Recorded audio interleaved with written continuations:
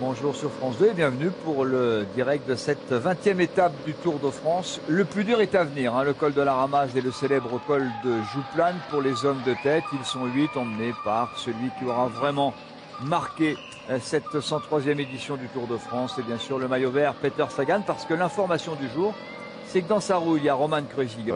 Il passe derrière les Sky. Bon. J'ai pas tout compris. Bardet, pour l'instant, donc, il est repassé à hauteur de Romain Bardet. Il est passé devant même, il est second. Il a devancé tous ceux qui le précédaient.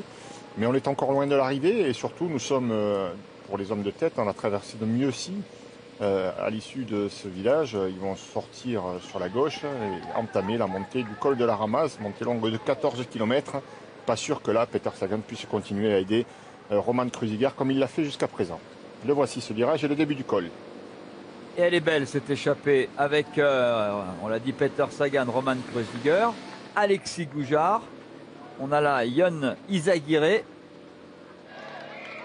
Voilà, Rui Costa derrière, Julien Alaphilippe et Yarlinson Pantano. Voilà la composition de ce groupe d'échappés. 8 coureurs à l'avant. Derrière, on a une vingtaine de coureurs, mais qui sont en train de se faire rattraper par le peloton. Et voilà donc le profil du col de la Ramasse qu'attaquent les hommes de tête. Col de la Ramasse, long, 13 km 900 d'ascension, pente moyenne 7,1%, avec des passages à 4 km du sommet, à proximité de la station de ski de Saumon, des passages supérieurs à 11% de moyenne. C'est ici, avant de passer sous le tunnel.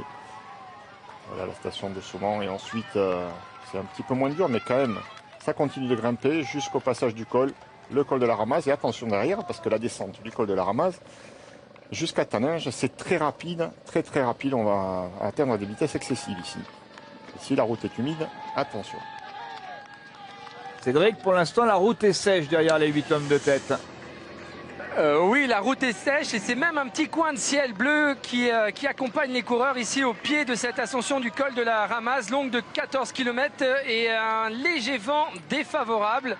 Il est fort ce Peter Sagan, parce que c'est toujours lui qui impose le rythme au sein de ce groupe. Un Vincenzo Nibali qui se contente de suivre, il donne vraiment une bonne impression aujourd'hui. Vincenzo Nibali, il a de bonnes jambes, il temporise, il attend peut-être tout simplement l'ordre de son directeur sportif de passer à l'offensive, ou peut-être simplement de servir de relais à Fabio Aru, parce que cette ascension de la Ramasse ici derrière le groupe Peter Sagan n'est pour l'instant pas réalisée à vive allure. Nous sommes à 15 km/h précisément dans ces premières pentes.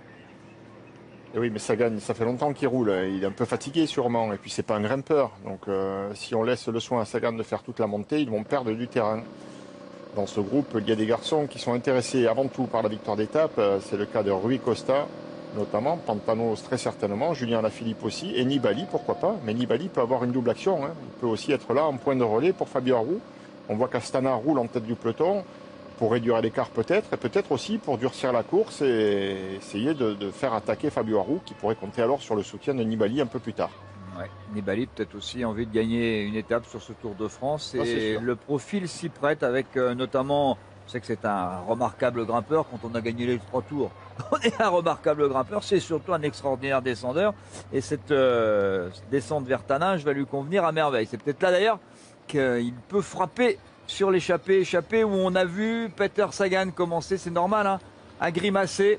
Et ici, bien maintenant, c'est 4 coureurs de l'équipe Astana à l'avant du peloton à vive allure. Et forcément, ça commence à faire quelques dégâts juste derrière le peloton, Nicolas.